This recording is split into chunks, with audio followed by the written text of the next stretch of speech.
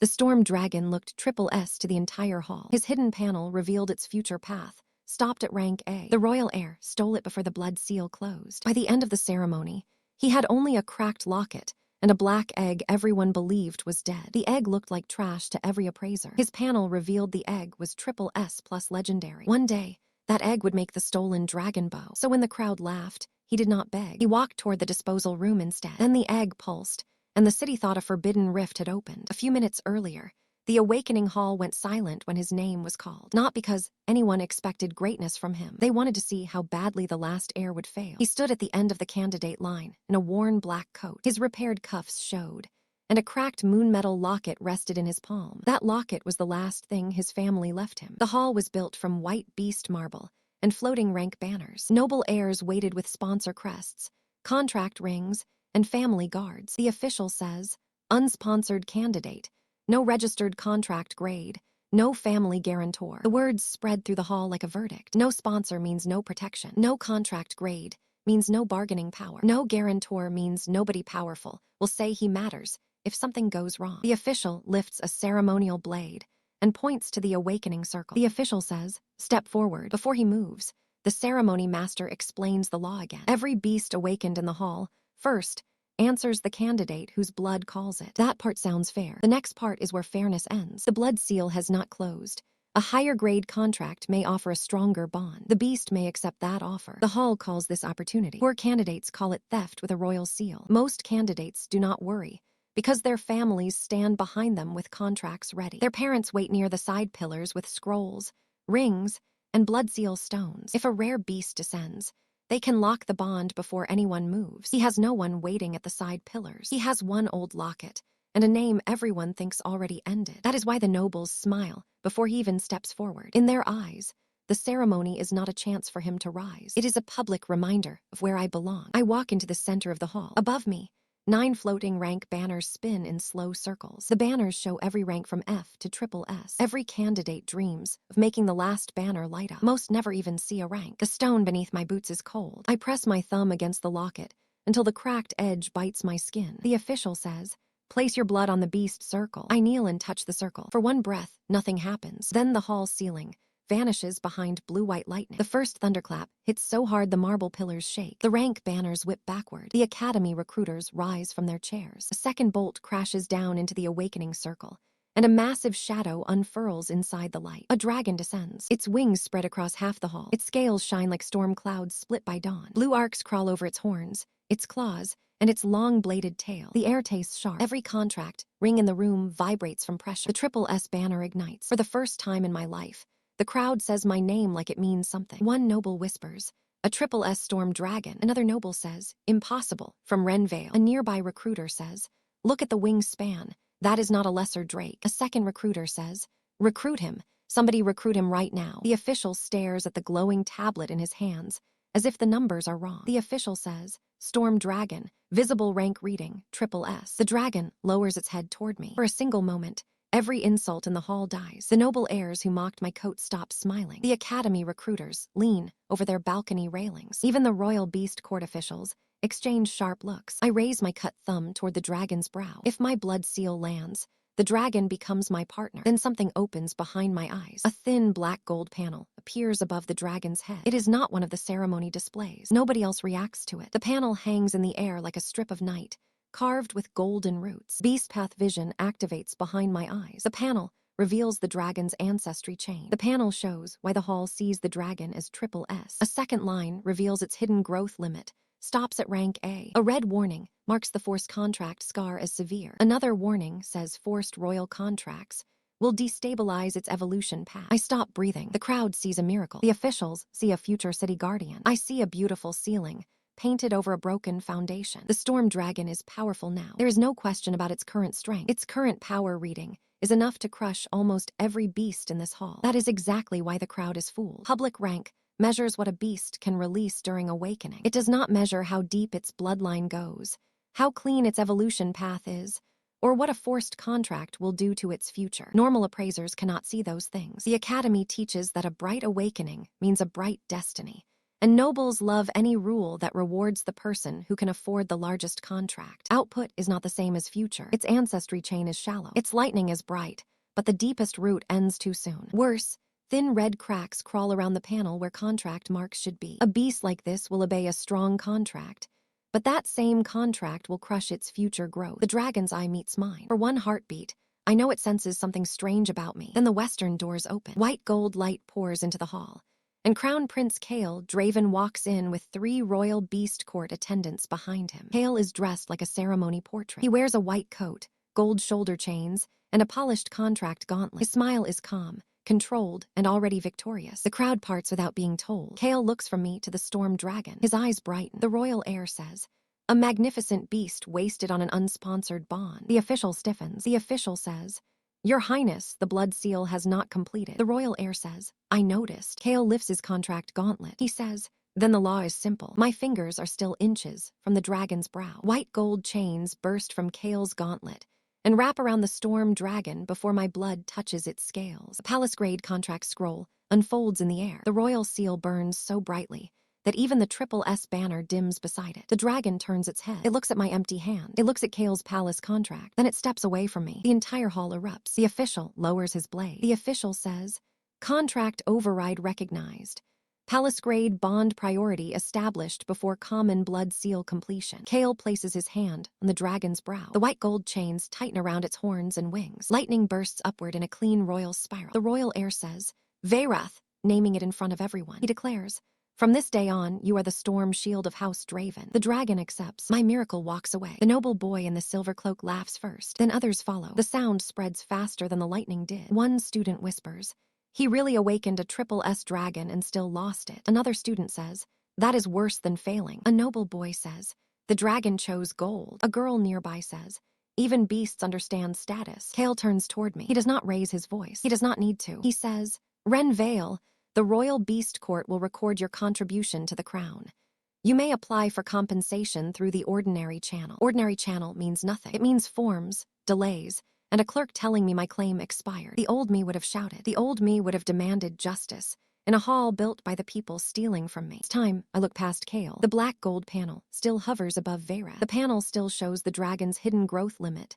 Stops at rank A. The forced contract scar keeps getting worse. A red crack spreads through one of the hidden ancestry links as Kale's palace contract tightens. My anger cools into something cleaner. Kale did not steal my future. He stole a bright trap. A faint pulse tugs at the edge of my vision. It comes from the disposal corridor behind the ceremony hall. The pulse is weak. The pulse feels almost dead. But the pulse is not empty. A second black gold thread appears, so thin that it would have vanished if I had blinked. I lower my hand. The crowd laughs harder because they think I have given up. The official clears his throat. The official says, "Ren Vale, since your awakened beast has entered royal custody, you may choose a minor compensation item from the rejected stock rooms." Kale's smile deepens. The royal heir says, "That seems generous." I turn toward the disposal corridor. "I want the rejected egg room," I say. The laughter cuts unevenly, then returns twice as loud. One voice near the back says, "The egg room." Another asks, "Does he want breakfast?" A third says, "Let him take a dead shell. It matches his luck." Kale studies my face for the first time. He expects rage. He expects begging. He expects a broken boy standing under a dragon's shadow. Instead, I smile. Not for him, for the thing pulsing in the dark. The corridor outside,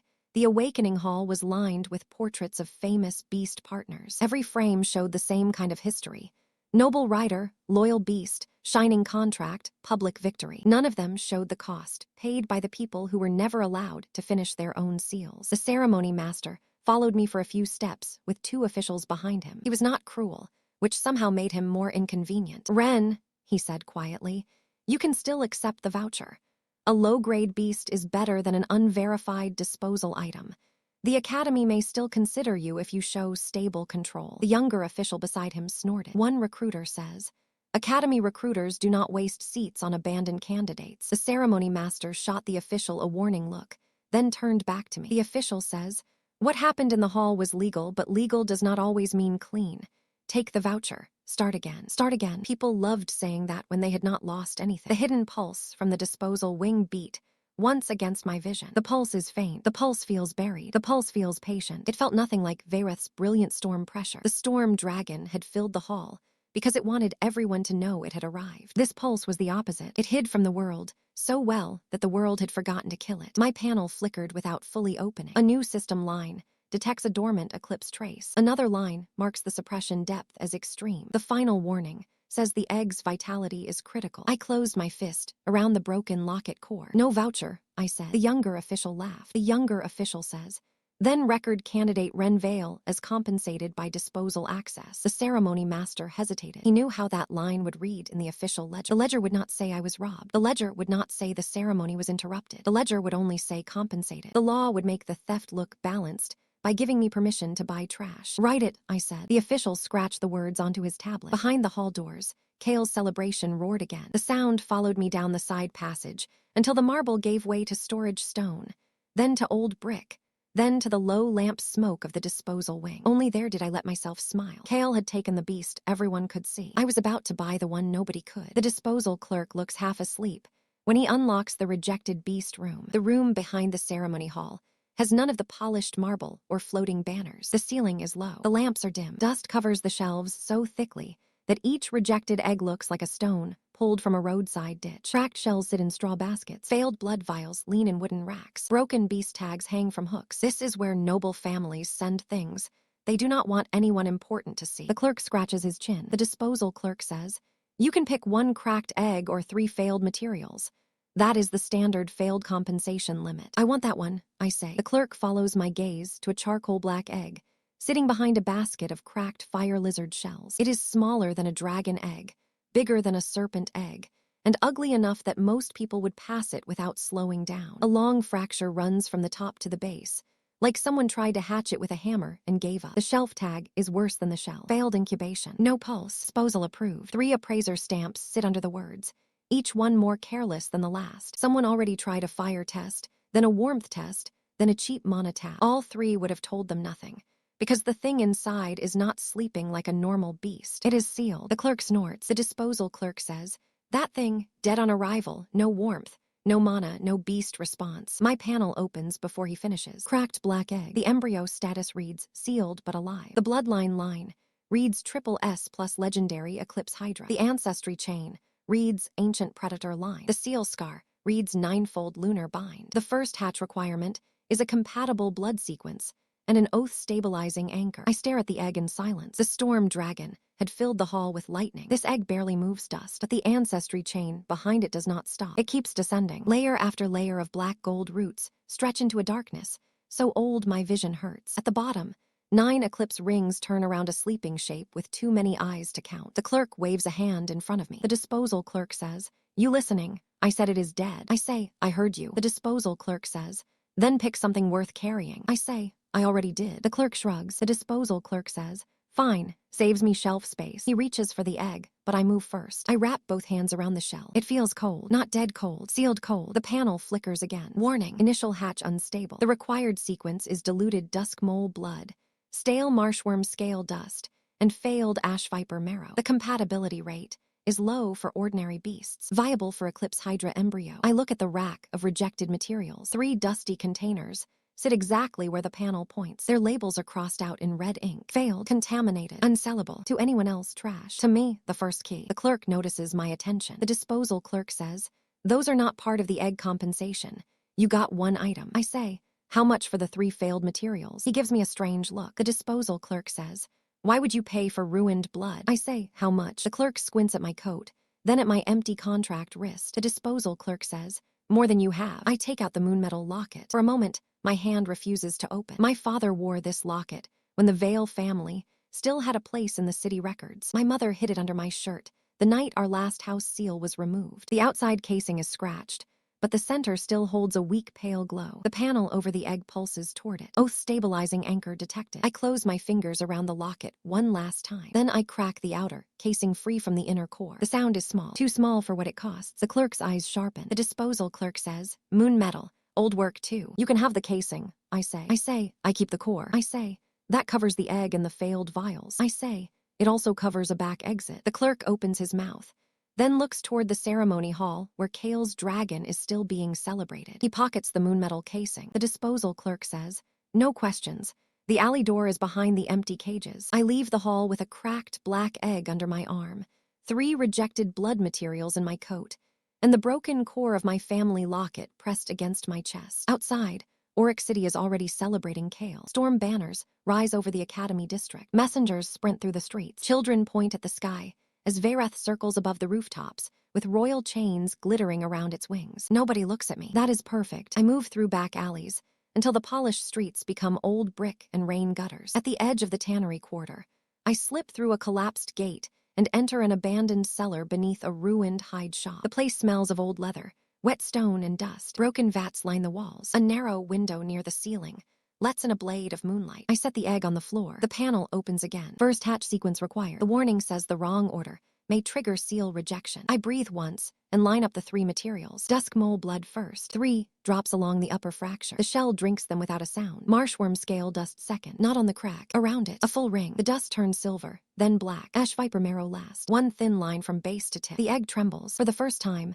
I hear the heartbeat. Tiny, slow, angry. The cellar's shadows bend inward. The broken locket core heats against my palm, and the panel flashes red. Seal pressure rising. Anchor required. I press the locket core against the shell. I do not have a palace contract, I whisper. I say, I do not have a sponsor. I do not have a family hall anymore. But if you wake, I will not sell you. I will not force you into chains. I will find your path, and you will choose whether to walk it with me. The locket core cracks. Light seeps from it into the egg. The long fracture opens. A tiny black head pushes through. Then another. Then a third. No bigger than my thumb. The hatchling is not a grand beast. It is not even the size of a street cat. Its 3 small heads blink with pale, ring-shaped pupils. Its scales look wet and fragile. A thread of black shadow curls around its body like smoke that forgot how to rise. It looks at me. The panel appears above it. Eclipse Hydra hatchling. The current stage reads sealed juvenile embryo. The public appearance reads damaged black serpent. The true ceiling reads triple S plus legendary. The bond state reads O thread formed. Name pending. The tiny Hydra noses the broken locket core in my palm. Its middle head gives a weak hiss. Umbra, I say. The name settles into the panel like a seal. Then the cellar turns black. A ring of eclipse light bursts from Umbra and shoots through the ceiling, the street, the district, the entire city. Every lamp outside flickers. Every beast in Oryx City howls. High above the roofs, the sky dims for one impossible second. Across the city, alarms begin to scream. I scoop Umbra into my coat. Outside, rift bells thunder from every tower. A woman's sharp voice echoes through the street. A bureau voice says, Rift Inspection Bureau. Citywide curfew begins now. All suspicious beasts are to be reported immediately. Umbra curls against the broken locket core and looks up at me with 3 hungry mouths. The egg is alive, and now the whole city is hunting it. The first alarm did not stop at the city towers. It reached the palace long before the curfew bells began. Inspector Mara Voss stood on the roof of the Rift Inspection Bureau, with 3 detector lenses arranged around her boots. Each lens pointed toward a different district. None could agree on the source. The readings spread in a ring, then collapsed, then spread again like an eclipse passing over water. A junior inspector said, Forbidden rift opening. Mara did not answer immediately. She adjusted the nearest lens and watched the silver needle shake itself nearly loose. No gate signature, Mara said. Mara says, no stable tier, no beast emergence report. A junior inspector says, then what made every tower scream? Mara looked toward the palace district, where Verath's storm aura still lit the celebration clouds. Something old, Mara said. Mara says, and something trying not to be found. That was the first reason she did not order a blind purge of the South Wall district. It saved me without her knowing my name. It also made her more dangerous. A careless official would have missed me. Mara Voss would keep narrowing the circle until the answer had nowhere left to hide. Inside the tannery cellar, I felt the city's search tightening through the floorboards. Boots crossed the street above. Bells answered bells. Somewhere in the distance, Verath roared for the crowd, and Umbra's 3 heads tucked under my sleeve as if insulted by the noise. I had no beast den, no stabilizer, no teacher, and no second keepsake. What I had was a panel, a hungry, legendary hatchling, and a city full of people looking for the pulse I had just released. That had to be enough. By the time I climbed from the tannery cellar to the cracked window, Oryx City has turned into a cage. Patrol lanterns move through the streets in pairs. Slate-coated inspectors drag silver lenses over doorways and alley stones. Rift hounds sniff the air with their ears pinned back, whining whenever they face the tannery quarter. On every wall, warning sigils glow red. Forbidden rift residue detected. Report all unregistered beasts. Do not shelter pulse carriers. Above the Academy district, Verath cuts through the clouds in a wide circle. The storm dragon looks glorious from below. Its wings spread blue-white light across the rooftops. Kale stands on a royal platform near the central tower, raising one hand as the crowd cheers. Every few streets, a public crystal repeats the royal announcement. Crown Prince Kale,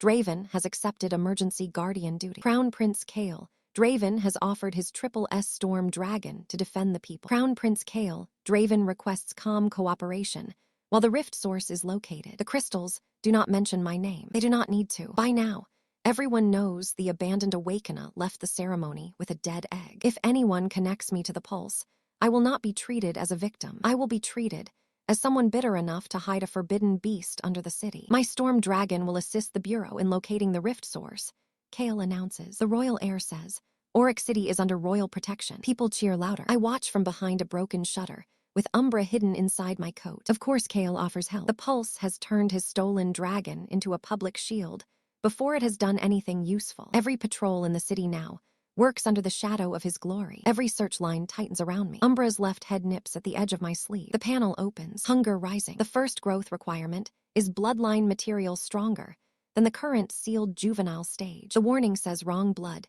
may cause feral rejection. Umbra's 3 heads stare at the remaining stains inside the empty vials. The hatchling is hungry enough to bite glass, but the panel is clear. The trash sequence woken. It will not carry the next stage. I pull Umbra away from the vials. I say, no, not that. Umbra hisses at me. The sound is tiny, but the shadow around its body sharpens. The bond strain reads low. The instinct pressure is rising. I do not have time to panic. A rift hound barks outside. Boots stop near the cellar door. Inspector Mara Voss speaks from the street. Her voice is clipped and level. Mara says, lens reading spiked here. Check the lower rooms. Another inspector says, this is an abandoned tannery. Nothing registered. Mara says, that is why we check it. Umbra's scales flicker with black light. I press my palm over its back, and the panel flashes through 3 possibilities. Pulse suppression is unstable. Shell instinct is available. The required trigger is cold ash, stillness, and covered moonlight. My eyes dart across the cellar. Old ash sits in the base of a dead furnace. The moonlight blade from the broken window cuts directly across the floor. I grab Umbra,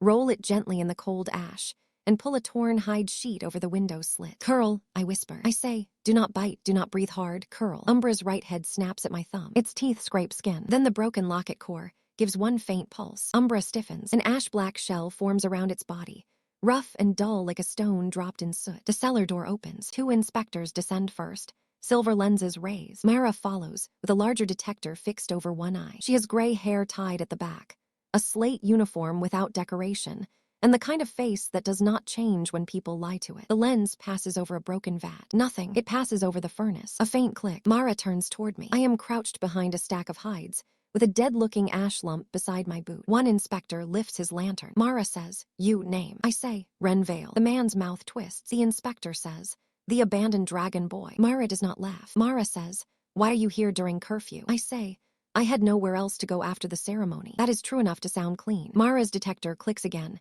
then settles. She looks at the ash lump. Umbra does not move. The inspector beside her says, old furnace residue.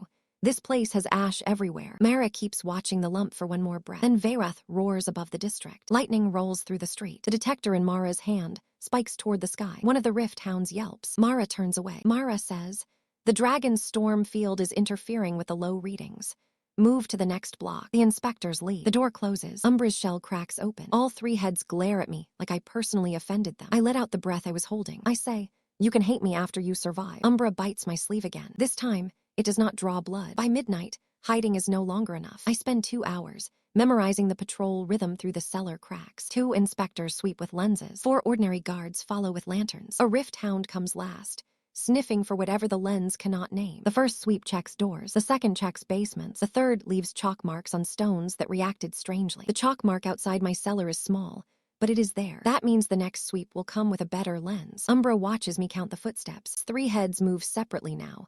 One tracking the street, one tracking the vials, one tracking my hand. There is intelligence in the way it waits. Not tame intelligence. Predatory patience. Every patrol pattern pushes closer. The Bureau is not stupid. They do not know what caused the pulse, but they know the source is not far from the old tannery quarter. If I keep Umbra in the cellar, they will eventually search with stronger lenses, and ash will not fool them twice. I need controlled bloodline material. The panel gives me a narrow target. The nearest viable source is a sewer-scale predator. The location is the drainage ruins under the western wall. Its relative strength is above the sealed juvenile stage. Compatibility is acceptable if harvested fresh. The risk stays low if the feeding sequence is followed. I wait until Verath passes over the eastern roofs, and the patrol lanterns shift toward it. Then I wrap Umbra around my forearm under my sleeve and slip into the old drainage tunnel behind the cellar. The drainage ruins are older than the academy and meaner than the city maps admit. Wet stone channels run under the western wall. Iron grates hang loose. Pale moss lights the water in sick green streaks. Small things move in the cracks and vanish when I turn my head. Umbra becomes very still, not scared, interested. The panel opens as we pass under a broken arch. A sewer scale predator is nearby. Its ancestry is lesser mire drake, diluted. Its weak point is the throat scale beneath the second jaw hinge. The recommended command sequence is wait, lure, bind, then bite. I stop walking. A ripple moves through the black water ahead. The beast bursts out low and fast, all armored spine and pale teeth. It is only the size of a large dog, but compared to Umbra, it might as well be a war beast. Its jaw splits wider than its skull should allow, and its claws scrape sparks from the stone. Umbra surges under my sleeve. Wait, I whisper. The Hydra freezes. The sewer scale predator lunges at my leg. I throw my torn outer coat into its path. The beast bites cloth instead of flesh. Its second jaw hinge opens. I say, bind. Umbra slips from my sleeve like a black ribbon. Its 3 necks wrap around the predator's head, not hard enough to crush, just enough to turn its bite angle. Weak throat scale flashes. I say, now. Umbra bites. The eclipse aura is small, no wider than a coin, but the sewer scale predator drops as if the darkness cut the string holding it up. Its body hits the channel stones and slides into the shallow water. Umbra does not roar. It does not flare. It looks back at me, waiting. The panel opens. Fresh compatible bloodline acquired. The pulse risk is manageable. The bond response has improved. I kneel and guide the feeding carefully. Not too much, not too fast. Umbra's scales darken from wet black to ash black. A faint crescent mark appears between the middle head's eyes, then sinks under the scales. The remaining bloodline essence tries to pull toward its mouths, but I close the vial and hold it back. Umbra's left head hisses. The right head snaps at the glass. The center head keeps staring at me, measuring whether my refusal is weakness or guidance. This is the limit, I say. A beast that eats past the path becomes a beast other people are right to fear. The words sound too serious for a wet tunnel and a creature small enough to hide in my coat. But the oath thread between us warms once. Umbra stops biting the air. It does not like restraint. It accepts it anyway. The current stage has adjusted. Juvenile combat response unlocked. Umbra coils back around my arm, heavier than before. For the first time since the ceremony, I smile without hiding it. The Hydra is still tiny, still illegal, still hunted, but it listened, and that means we can move. When I return to the edge of the Academy district before dawn, Kale is holding another parade. Royal Beast banners cover the streets. Students from Ironroot Beast Academy line the road in green-black uniforms. Recruiters stand beneath a platform as Veyrath lands in the central plaza, scattering blue lightning across the stones. The crowd chants Kale's name. An Academy recruiter announces, Crown Prince Kale, Draven, and Veyrath, the Triple S Storm Dragon, will serve as Auric City's future shield. The same nobles who laughed at me now cheer until their throats crack. I stand in a side alley, with Umbra hidden under my sleeve. The panel above Veyrath opens again. The panel shows why the hall reads it as Triple S. The next line shows its true ceiling stops at rank A. A warning shows the contract chain strain has increased. Final line detects dormant eclipse predator fear. Umbra's 3 heads press against my wrist at the same time. It smells the dragon, not as prey yet, but not as a superior either. That is when the next requirement appears. Clean evolution path available. The required material is Moon Basilisk bloodline essence. Legal access is restricted. Known circulation points to the Ashen Exchange. The black market. Of course, the city worships the stolen dragon in daylight, so I go hunting for the real bloodline in the dark. The sewer scale blood did not transform Umbra into anything grand. That was the important part. Bad stories made legendary beasts explode into their final forms after one lucky bite. Real bloodlines were stricter. The sewer scale essence only strengthened what already existed. Umbra's scales stopped flaking near the tail. The 3 heads moved with better coordination. A thin shadow membrane formed between the small necks and vanished whenever I looked directly at it. The panel gave no applause. Minor bloodline has been consumed. Stability has improved. Next stage still locked. The required material is Moon Basilisk blood. I searched every legal supply board in the city. Nothing. Moon Basilisk blood was restricted to Academy research vaults and licensed noble dens. The cheapest legal permit cost more than my family house had sold for after the Vale estate collapsed. That left the Grey Roots. Leora's contact charm had not entered my life yet, and Sable Knox was still only a name people said quietly. So I spent the morning listening in feed shops, pawn stalls, and beast clinics, while pretending to look for medicine for a sick snake. Most people ignored me. That was one advantage of being publicly humiliated. When the city decided you were worthless, it stopped guarding its words around you. By afternoon, I heard the same phrase 3 times. Ashen Exchange. By evening, I had the entrance. By night, Kale's parade was moving through the Academy district, and every patrol that should have watched the old canal was watching the prince show off my former dragon. For once, his vanity opened the road for me. The Ashen Exchange opens beneath a burned theater, 3 streets south of the Academy walls. From outside, the building looks condemned. The roof is half caved in. The front door's achain. A faded poster of a beast opera peels from the wall, but the alley behind it smells of incense, wet fur, and coin. That is how I know I am in the right place. Leora Sen is the first person to spot me. I do not know her name yet. I only see a girl in a short red cloak, leaning against a delivery arch with a messenger satchel across her chest. Her eyes flick from my worn coat to my empty contract wrist,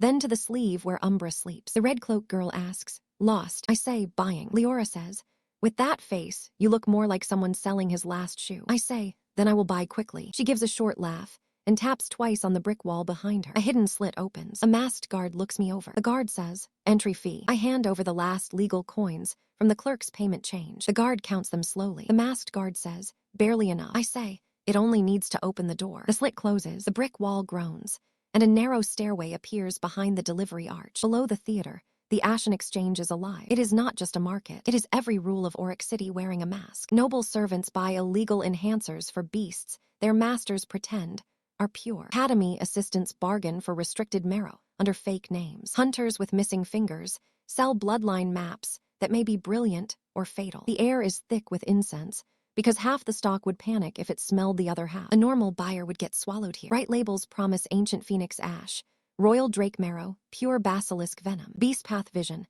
tears the lies open in seconds. The phoenix ash is dyed chicken bird bone. The royal drake marrow came from a swamp lizard. The pure basilisk venom is real enough to kill the buyer, but too polluted to evolve anything cleanly. That is the trick of the exchange. The best material is rarely the one shining brightest. It is the one no one understands yet. Masked bidders crowd around cages. Cursed parrots repeat prices in 3 voices. Beast eggs sit under black cloth. Bloodline vials glow behind stained glass cases. Every seller claims their stock is rare. Every buyer pretends not to be desperate. Umbra wakes under my sleeve. The panel opens so fast that the air fills with black gold threads. Most expensive vial in left case. Mislabeled swamp wyvern blood. Actual value, moderate. Red bottle on center shelf. Diluted salamander marrow. Unsafe. Cracked blue vial under broker table. Moon basilisk bloodline essence. Sealed. Stable. Underpriced. I look toward the broker table. A woman in a dark veil sits behind it with silver-scaled gloves folded over a ledger. Her sign reads Sable Knox. Her table looks less impressive than the others, which means she is either poor or dangerous. Panel says dangerous. Sable notices my attention immediately. Sable says, "You have good eyes for someone wearing funeral sleeves." I say, "I want the cracked blue vial." Sable does not look down. Sable says, "Do you?" I say, "It is old moon basilisk blood." The smallest pause touches her hands. Then she smiles. Sable says, "Most appraisers called that one spoiled serpent fluid." I say, "Most appraisers are wrong." Sable says, "And you are right." I say, "Right enough to buy it before someone else becomes curious." Sable leans back. Sable says, 100 gold talons. The price is absurd. It is also a test. I do not have 1 gold talon, let alone 100. I let my gaze drift across her table, as if I am considering other options. Beast path vision marks 3 vials with hidden defects, and 1 with a poisonous binder. Sable tracks my eyes and notices exactly what I avoid. Her smile thins. Sable says, "You are not guessing." I say, "No." Sable says, "A family appraiser taught you." I say, "My family did not survive long enough to teach me anything useful in public." Sable says, "That sounds like a careful answer." I say, "It is a cheap one. I cannot afford expensive answers." Sable taps the blue vial, once with a silver glove. Sable says, "Then let me make it simpler. If you know what this is, you also know why I should not sell it to a boy with empty pockets." I start to answer, but the exchange warning bells snap on. Every red lamp in the theater cellar flares. A masked guard shouts, "Inspection raid." Panic hits the market in layers. Sellers pull cloth over cages. Buyers shove vials into coats. Hidden doors slam open and shut. Above the noise, a hard official voice cuts through the chamber. Mara says, "Rift Inspection Bureau, seal the exits. Confiscate all black blood materials." Mara Voss steps onto the lower stairs with inspectors behind her. Silver lenses sweep across the market. Behind the bureau team, I spot 2 white gold agents in royal coats. Kale's people, they are not looking for ordinary contraband. They are looking for anything that could explain the eclipse pulse before I can use it. Sable's gloved hand moves toward the blue vial. I move first, not for the vial, for the lantern above her table. I flick a loose copper coin into the lantern chain. The lamp drops, shattering on the stone. Smoke and blue fire spill between Sable's table and the inspectors. Sable's smile disappears. Sable says, That was mine. I say, it was blocking the exit. Sable says, it was not. I say, it is now. The royal agents shove through the smoke. One grabs for the blue vial. Umbra's left head slides from my sleeve and hisses, too soft for the crowd to notice, but sharp enough that the agent's contract rings sparks. The agent jerks back. I snatch the vial. Mara's detector turns toward me. For a second, our eyes meet through the smoke. She does not look like the kind of official who enjoys raids. She looks like the kind who hates being wrong more than she hates criminals. That makes her dangerous in a different way. If she thinks I am the rift source, she will chase me through fire. If evidence tells her something else, she might actually listen, but only after the evidence survives her suspicion. The royal agents behind her do not have that problem. Their hands are already moving towards seizure chains. They are not investigating. They are collecting anything that might embarrass Kale. The lens clicks once, twice, then it screams, "Stop the boy in the black coat," Myra says. I run. The market turns into a maze of falling shutters and panicked beasts. A cage door bursts open. A goat-sized mount with 6 nervous eyes bolts into my path, dragging a broken tether behind it. The girl in the red cloak, the one from the entrance, is caught in the tether and pulled off balance. She is about to slam into a closing iron shutter. The panel opens above the beast mount. Ancestry reflex, cliffrunner line. Fear response, leaps toward upward light. Blockage escape, whistle at high left angle. I do not think. I whistle, sharp and high, while pointing toward a cracked ventilation shaft above the shutter. The beast mount pivots mid-panic. Its hooves hit the wall, not the floor. It leaps sideways through the half-open ventilation gap, dragging the girl with it instead of crushing her under the shutter. I grab her wrist as she swings past. She lands hard but standing. The red cloak girl stares at me. Leora says, "How did you know Bristle could do that?" I say, "Ask later." Mara's voice cuts through the smoke. Mara says, "North Tunnel." The girl looks at the inspectors, then at the vial in my hand. Her expression changes from shock to calculation. Leora says, "This way." She pulls me through a side passage, hidden behind old costume racks. We sprint under the theater stage, over a line of sleeping furnace pipes, and through a delivery door that opens into a narrow alley. Bristle, the 6-eyed mount, squeezes out after us and sneezes ash. The girl pats its neck. Leora says, "I am Leora. You just saved my courier license and probably my ribs." I say, "You know Sable." Leora says, "Everyone who wants rare material knows Sable. Nobody wants to owe her." I say, "I may not have a choice." We circle back through 2 alleys and enter the exchange again through a smaller hatch. Sable is already there, calmly wiping soot from her ledger, as if the raid was an annoying weather change. She looks at Leora. Sable says, "You vouch for him." Leora grimaces. Leora says, "For his ability, yes. For his finances, absolutely not." Sable turns to me. Sable says, "Moon basilisk blood. 1 future material debt. Called when I choose. Refuse," and I tell the Bureau the abandoned dragon boy ran with an eclipse vial. Umbra coils tighter around my wrist. A debt to Sable is dangerous. Losing the vial is worse. I accept 1 material debt. I say, no living sacrifice, no direct betrayal of my beast. Sable's smile returns. Sable says, "Interesting boundaries for a desperate buyer." I say, "Clear ones." She writes in her ledger. Silver ink burns into the page. Sable says, "Then take your vial, Ren Vale." Leora blinks. Leora says, "Wait, you are that Ren Vale." I tuck the moon basilisk blood inside my coat. I say, "Depends who is asking." Leora says, "The whole city is asking." I say, "Then tell the city I bought trash." Leora looks at my sleeve. Umbra's middle head is just visible for a second, ring-shaped pupil, glowing from the dark cloth. Leora does not scream. That is why I decide she might be useful. Back in the tannery cellar, I set the moon basilisk vial beside the broken locket core. Umbra crawls onto the floor. Its 3 heads track the vial with total focus. The panel opens. Moon basilisk bloodline essence confirmed. Stronger than current stage. Compatibility. High if fed under covered moonlight. Risk. Second eclipse pulse unavoidable. Bond strain. Moderate. Unavoidable. That word sits heavier than the vial. If I do this, the Bureau's search tightens. If I do not, Umbra's growth stalls, and Kale keeps widening the gap in public. I cover the window again, leaving only a crescent slit of moonlight across the floor. Then I draw 3 drops from the vial and let them fall into the crescent mark between Umbra's middle eyes. Umbra's body arches. The cellar shadows snap inward. A ring of black light blooms from its scales, smaller than the hatch pulse but sharper. The floor cracks under its coiled body. The locket core flickers in my palm, and for a moment I hear a faint voice in the glow. Not words, a memory of someone saying my name. Then the glow dims. Umbra changes. A dark crest rises behind each head, shaped like a broken eclipse crown. Its scales gain a blue-black sheen. The ring pupils become clearer, calmer, and much more aware. Stage adjustment complete. Eclipse crest unlocked. Predator memory, partial. Bond strain, rising. Outside, rift bells begin again. This time, they are closer. I pick up the locket core. A new crack runs through its center. Umbra looks at it, then at me. "You are worth it," I say. The Hydra lowers its 3 heads, but the cellar wall trembles as inspectors pass over the street above us. The city is done, looking for a pulse in the dark. Now it is going to force every hidden beast into the light. The second pulse changed the city's mood. The first alarm had been frightening, but distant. People could still believe the royal dragon had everything under control. The second pulse cracked windows in the South District, turned fountain water black for 3 breaths, and made every trained beast in the night market face the same direction at once. Mara Voss arrived outside the tannery district before sunrise. I watched her from a roof vent, with Umbra wrapped under my collar. She moved differently from the patrol officers. They searched for something obvious: a broken wall, a glowing hole, a monster footprint. Mara searched for contradictions. She knelt near a cracked paving stone and held the detector lens over it. A patrolman said, "This district again. We should open every cellar." Mara said, "And if the source is mobile, you will chase frightened families through 6 blocks and drive it underground." A patrolman says, "The palace wants results. The palace wants a story," Mara said. Mara says,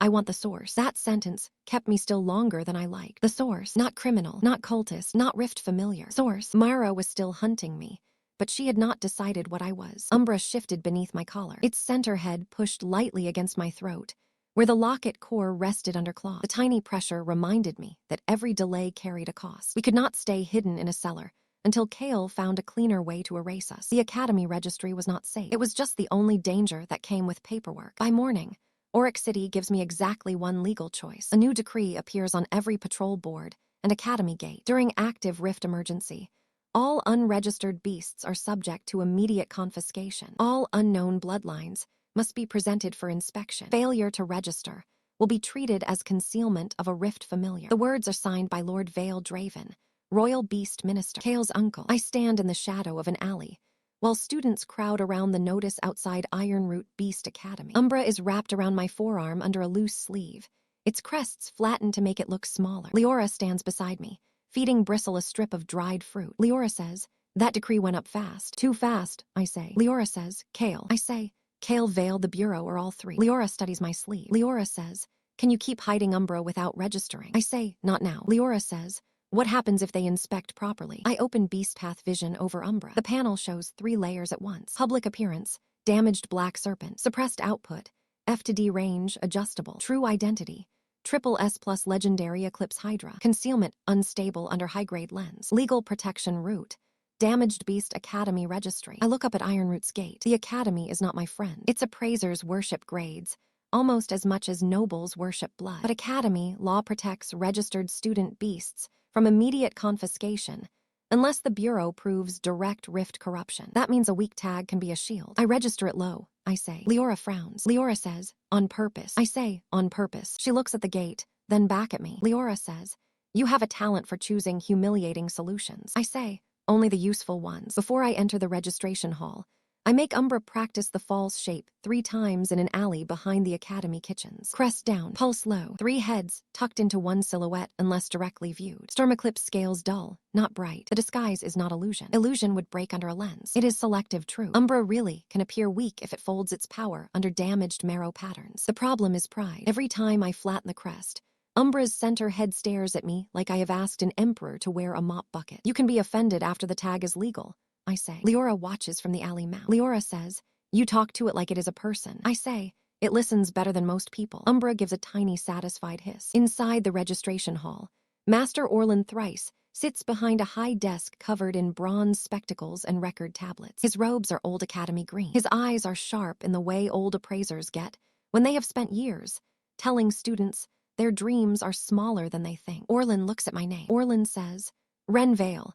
I expected you to avoid official counters after the ceremony." I say, "That would make me look guilty." Orlin says, "You already look unlucky." I say, "Then register my beast so I can be unlucky legally." A few students waiting nearby laugh. Orlin gestures toward the inspection table. Orlin says, "Present it." I unwrap my sleeve. Umbra slides onto the table as a thin black serpent with 3 barely visible head ridges pressed flat. It looks damaged, underfed, and unimpressive. Exactly what I need. The students laugh again. A student says, "That is his replacement for the storm dragon." A student says, "It has 3 lumps on its neck." A student says, "No, those are heads, that is worse." Orlin lowers a bronze lens over Umbra. The lens hums. Umbra's scales ripple. The eclipse crest wants to rise. I tap the table once with 2 fingers. Not a command, a rhythm. Umbra stills. The panel in my vision displays the safest suppression path. Hide pulse under damaged marrow response. Allow weakness reading. Do not resist temperature test. The bronze lens clicks. Orlin reads the tablet. Orlin says, Black Serpent variant, severe shell damage, low growth response,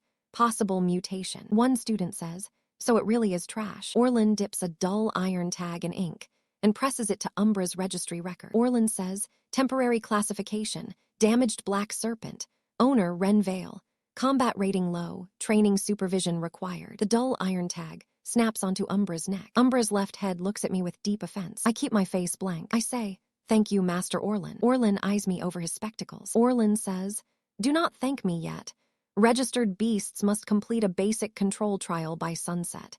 If your serpent cannot obey, the tag is void. Of course, a weak shield always comes with a crack. The trial yard is already crowded when I step outside. That is when Vareth's shadow falls across Umbra. The Triple S Storm Dragon lands on the far side of the Academy yard, with Kale standing beneath its wing. Students rush toward the railings. Recruiters bow. Orlin straightens, as if a king has entered, instead of a boy wearing gold chains. Kale turns his smile toward me. The royal heir says, Ren Vale, I heard you found a replacement. Umbra coils on my wrist, under the dull iron tag. Kale looks down at it and laughs softly. He adds, a dead snake with a registry tag. How fitting. Students laugh with him. Vareth lowers its massive head behind Kale. The storm dragon's eyes sweep over the yard, bored and bright. Then Umbra opens one ring-shaped pupil. Vareth's nostrils flare. For a fraction of a second, the dragon's head pulls back. Nobody notices except me. The panel opens over Vareth. Royal contract chain strain.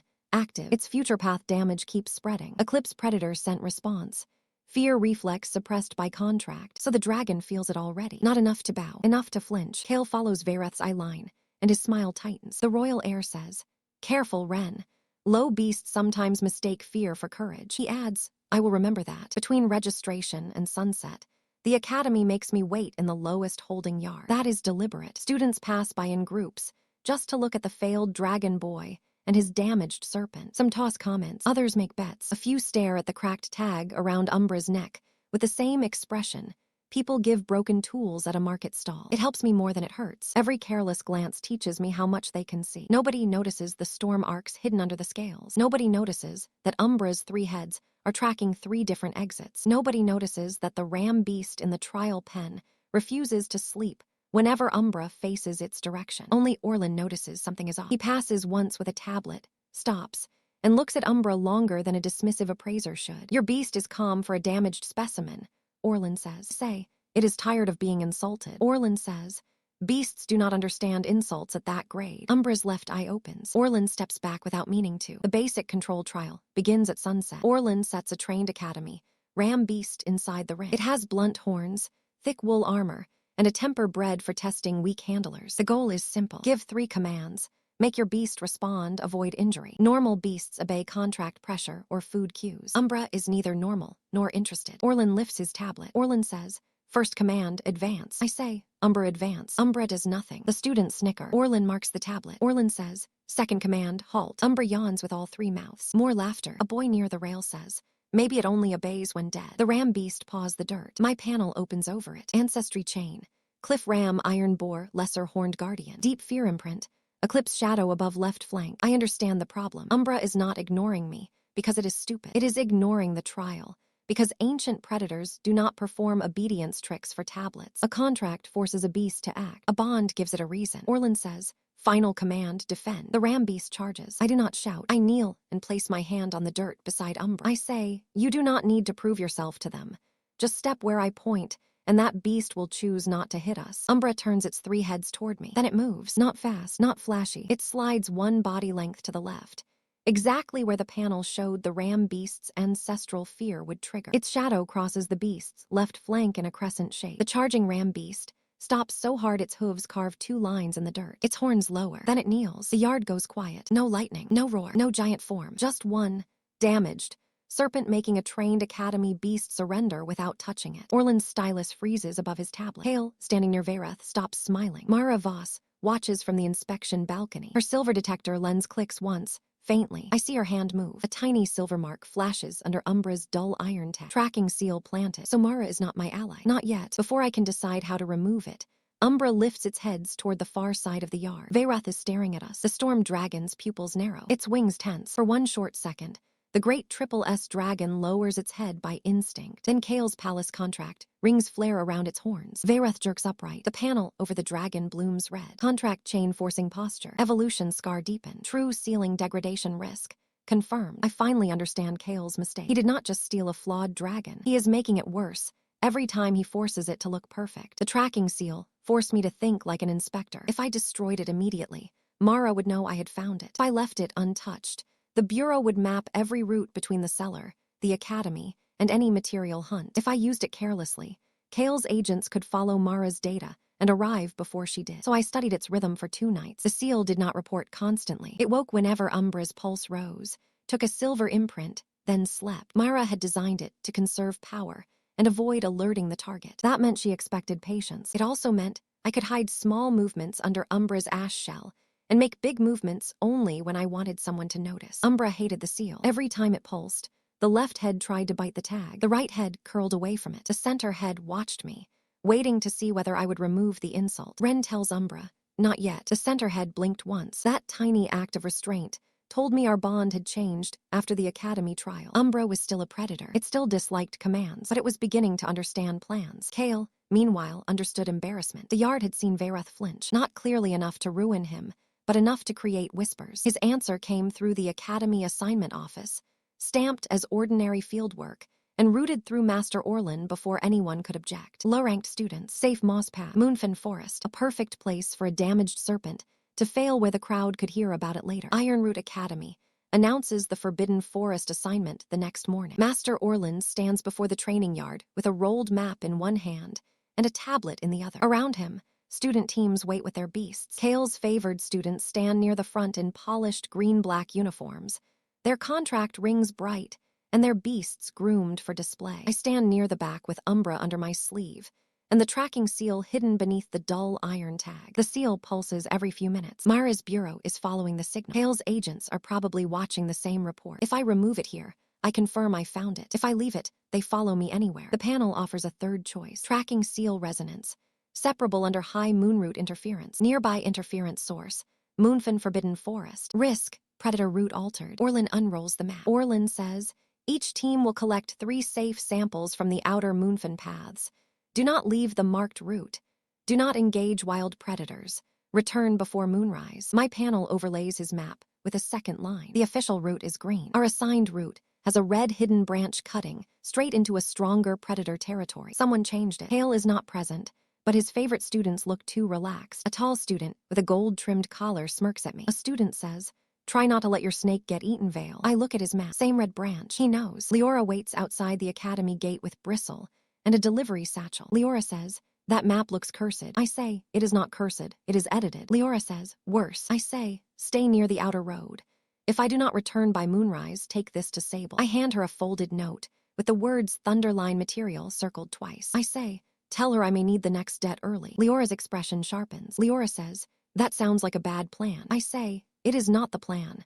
It is the plan for when the plan breaks. 3 weaker students end up near me as we leave the gate. The bronze feather hawk girl is named Myra. She keeps pretending she is not scared, even though her hawk keeps folding its wings tight against her shoulder. Beside her are 2 first-year handlers with a moss rabbit and a coal pup, both beasts too young for anything beyond outer path sample work. That is what makes the altered route worse. Kale's favored students can survive a mistake. These 3 cannot. Myra notices me studying the map. Myra says, Vale, is this path wrong? Gold Collar answers before I can. A student says, do not ask him. His serpent barely passed a control trial. I fold the map and keep walking. I say, stay close enough to hear me if I speak. Myra swallows and nods. Moonfen Forbidden Forest earns its name before we reach the first marker. Silver fog coils between twisted roots. Pale flowers open and close without wind. Every sound comes back slightly late, like the forest is listening before it echoes. The official path begins with flat stones and safe sample posts. But after the first bend, our route markers shift from green paint to a faint red stain only beast path vision shows clearly. The weaker students do not notice. Kale's favored group does. They move faster, pretending confidence, steering the rest of us deeper. One girl with a bronze feather hawk whispers, this is not the outer path. The gold collar student snaps, scared already, follow the map. Umbra tightens around my arm. The panel opens across the fog. Predator territory ahead. Dominant beast, thornback gloom boar. Relative strength, above academy student level. Ancestral fear, Eclipse predator scent. Secondary presence. Shadow stag. Stronger than Umbra current stage. Compatible material possible. A branch snaps behind us. The first warning is not the sound. It is the way beast path vision loses the small creatures around us. Every minor ancestry chain vanishes from the fog at once, like candles blown out by a door opening. Then the smell hits. Wet bark, bitter musk, and old bloodline anger. Gloom boar charges out of the silver fog like a moving wall. Its back is covered in black thorns. Its tusks glow green. The first impact throws 2 students into the roots. Not hard enough to end them, but hard enough to break their formation and scatter their beasts. Kale's favored students react instantly, not by helping, by retreating behind the weaker teams. Gold Collar shouts, "Protect your own scores. Outer students can withdraw." Then he and his group run toward higher ground. The Bronze Feather Hawk girl screams as the boar turns toward her. Umbra's crests rise under my sleeve. If I reveal too much, Mara's seal catches the pulse. If I do nothing, the boar crushes the weaker team. The panel shows the boar's ancestral fear again. Not a full attack, a position. I sprint between the roots and drop to one knee at the left edge of the charge path. I say Umbra, shadow only. Umbra slides from my sleeve and opens all 3 mouths without sound. Its body is still small. To the students, it looks like a dark serpent falling into the fog, but its shadow stretches. A crescent shape crosses the boar's left eye. The huge beast staggers. Its hooves carve into the mud. It swings away from the hawk girl and crashes shoulder first into a root wall. The students stare at me. Myra's bronze feather hawk gives a low, trembling cry. It knows something ancient just passed over it. The moss rabbit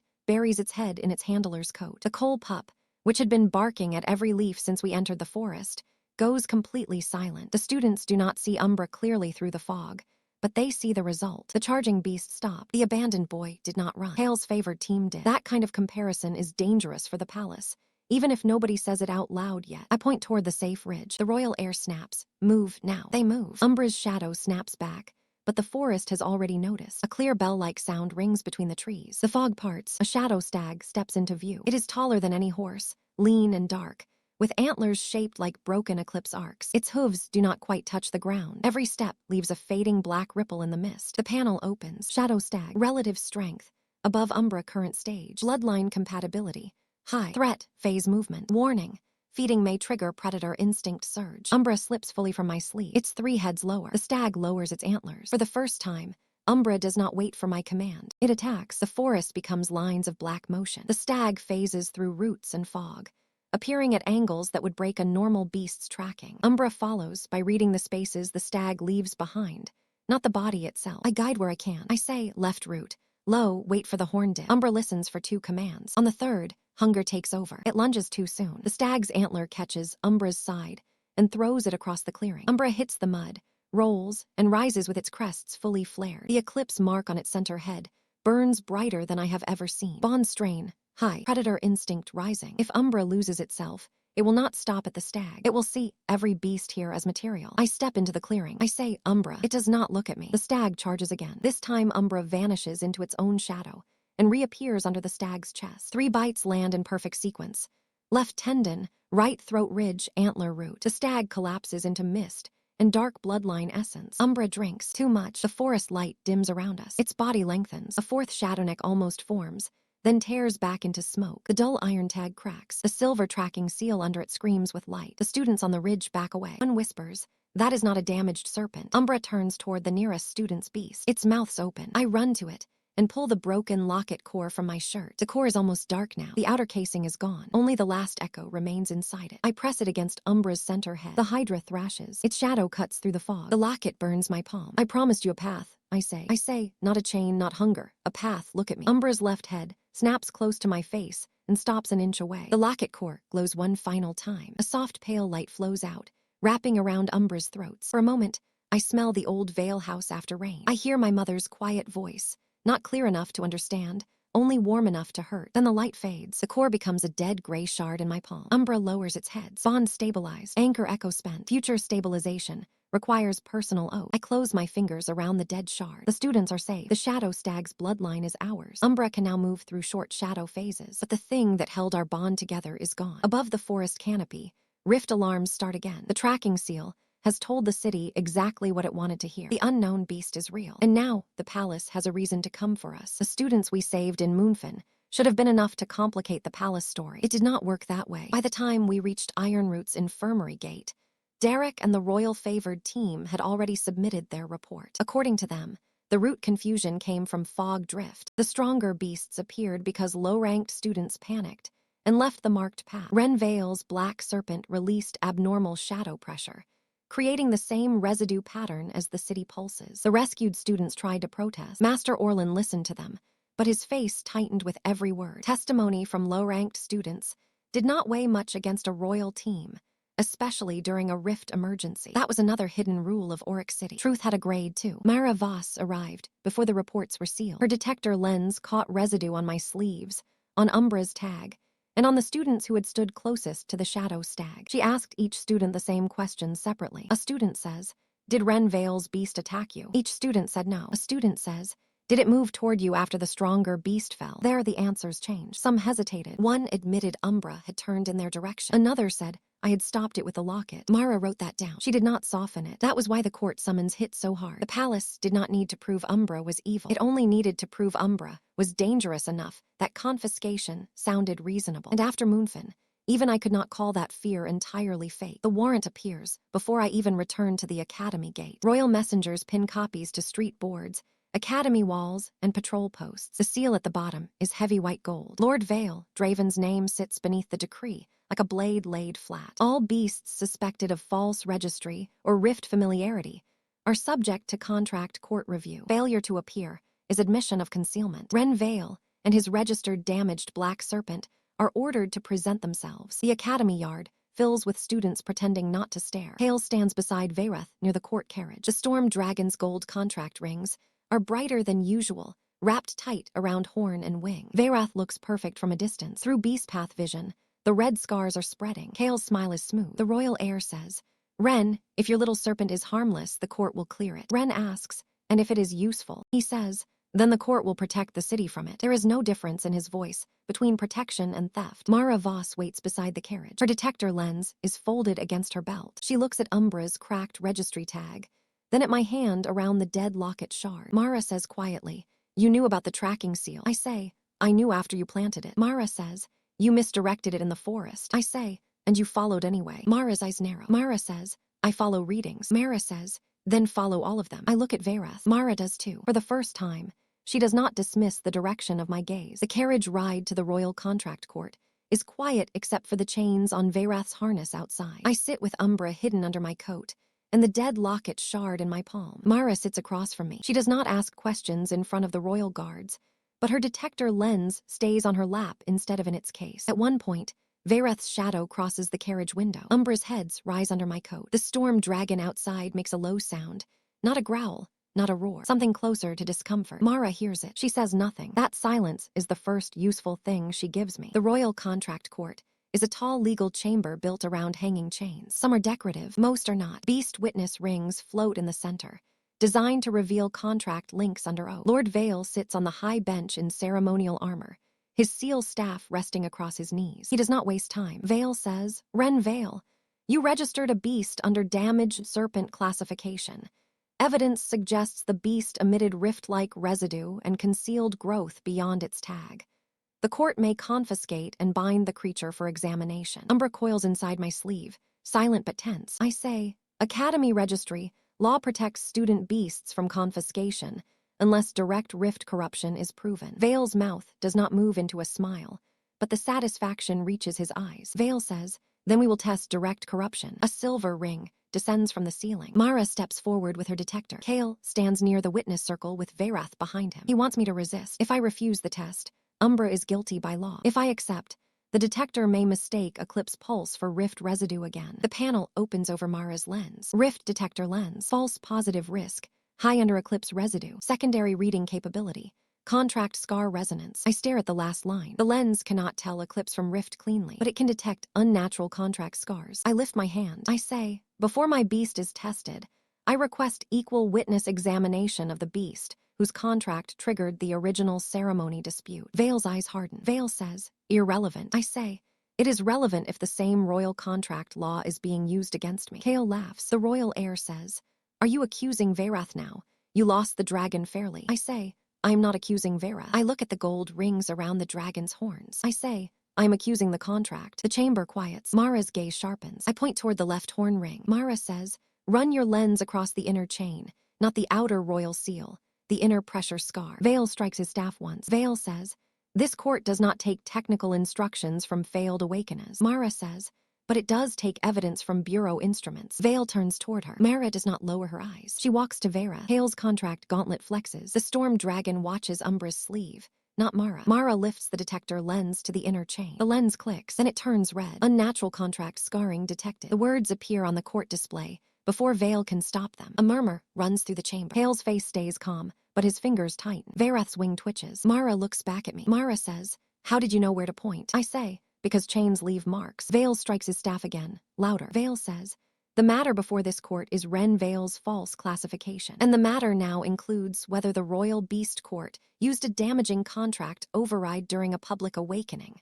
I say, "If my beast must be seized for suspected danger, then the dragon carrying visible contract damage should also be seized for examination." Vale cannot agree. Kale cannot allow it. That is the trap. If Vale pushes the confiscation, he opens the door to equal examination of Verath. If he protects Verath from examination, he admits the court's concern is political, not legal. Either way, the clean royal story gets mud on it. Mara sees the shape of it. Orlin would have seen it too if he were present. The court scribes see enough to hesitate before writing the next line. For the first time since the awakening ceremony, Kale has to defend the dragon he took instead of simply displaying it. The court adjourns without confiscating Umbra. It is not a victory. Kale refuses to clear me. Mara's report stays open. The registry tag remains under review, but Umbra stays with me, and Kale leaves the chamber with the first crack in his perfect public story. As Kale passes, he leans close enough for only me to hear. The royal heir says, "You like public tests, Vale?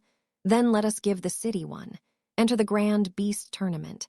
If your serpent is harmless, it can prove it before everyone." I look at Verath's strained contract rings. I say, "I thought you wanted me hidden." Kale's smile is cold. He adds, "No, I want you visible when you fall." He walks away. Umbra's heads shift under my sleeve. The panel opens with the next requirement. Stormline blood required. Source must be stronger than current Umbra stage. Verath source: dangerous, politically blocked, incompatible due to contract damage. Alternate source: Thunder Wyvern core blood. Known reserve: Northern Storm Cliffs. I step out of the court and find Leora waiting near the carriage arch. She sees my face and sighs. Leora says, "Bad news or expensive news?" I say, "Both. We need storm blood." Leora says, "From the dragon?" I say, "No." Leora says, "Good, because I was about to resign from whatever this is." I say, "From a Thunder Wyvern reserve." Leora pauses. Leora says, "That is not better." I say, "It is cleaner." Leora says, "Ren, that is not the same as better." Maybe not, but if Umbra is going to face Verath in front of the whole city, it needs storm resistance that did not come from Kale's damaged dragon. The royal heir stole the storm, so I will take a better one from the cliffs. The court victory was too small to celebrate. Yes, Umbra remained with me. Yes, Kale's dragon contract now had a public flaw in the record, but the court also placed me under restricted observation. I could not leave Academy grounds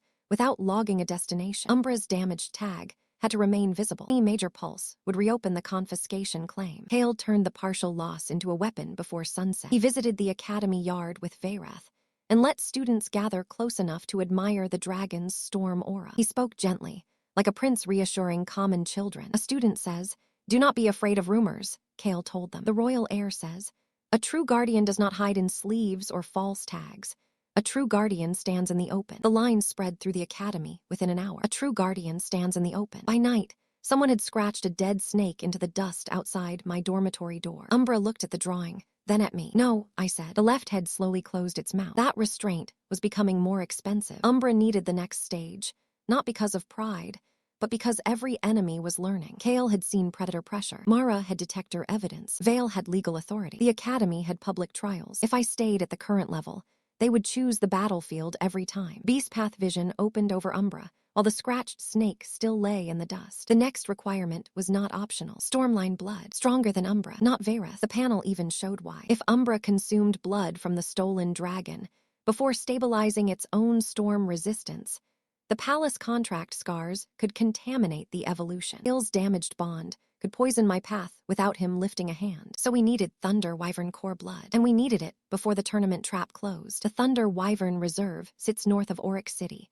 where the hills rise into black storm cliffs. The reserve is fenced with chained pylons that draw lightning away from the city. Every few breaths, blue arcs crawl across the metal lines and vanish into grounding stones. Wyvern nests cling to the cliff faces like broken crowns. Rain falls sideways in the wind. Leora pulls her red cloak tight and glares at me through wet hair. Leora says, Next time you need rare material, pick something that lives in a warm bakery. I say, I will check the bloodline chart. Leora says, that was sarcasm. I say, I know. Bristle refuses to step past the outer fence, which is the first wise decision anyone has made all day. Leora leaves the mount under a rock overhang, while I examine the tracking seal beneath Umbra's cracked registry tag. The seal still pulses. Mara's bureau can follow it. Kale's people may have access through Vale. The reserve hunt is not just about a wyvern. It is about being watched while pretending not to notice. The panel opens over the silver mark. Tracking seal resonance. Active. Misdirection option. Storm pylon echo. Risk.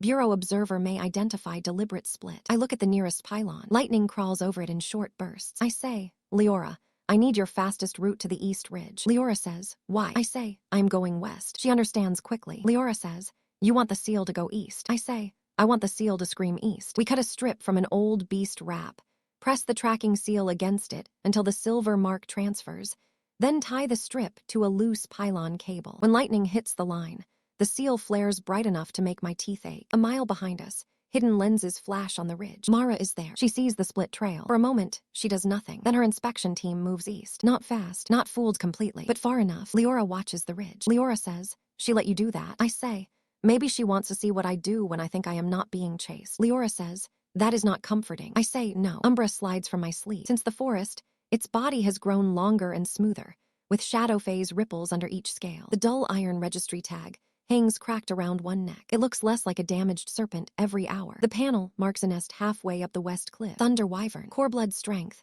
Above Umbra current stage. Weakness. Overcharges after 3 lightning draws. Beating risk.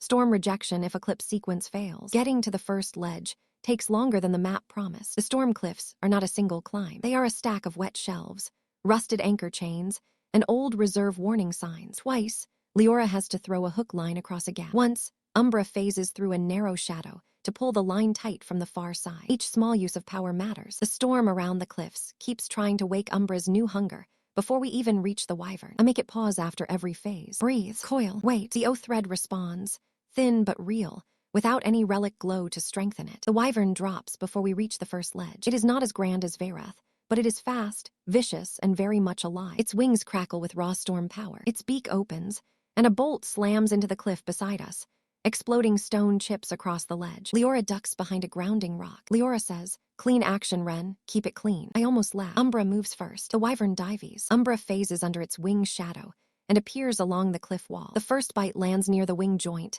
not to tear, but to mark. The wyvern shrieks and draws lightning from the nearest pylon. One draw. The second bolt hits Umbra directly. For one terrible breath, black scales glow blue, and the panel flashes warning red. Storm overload. Eclipse channel required. Coil left. Ground through the stone, I shout. Umbra slams its tail into the wet cliff. Lightning pours through its body and into the rock, cracking the ledge but not stopping its heart. 2 draws. The wyvern beats its wings and rises for a final strike. It pulls lightning from 3 pylons at once, too greedy to notice the pattern. 3 draws. Overcharged state. Weak point exposed.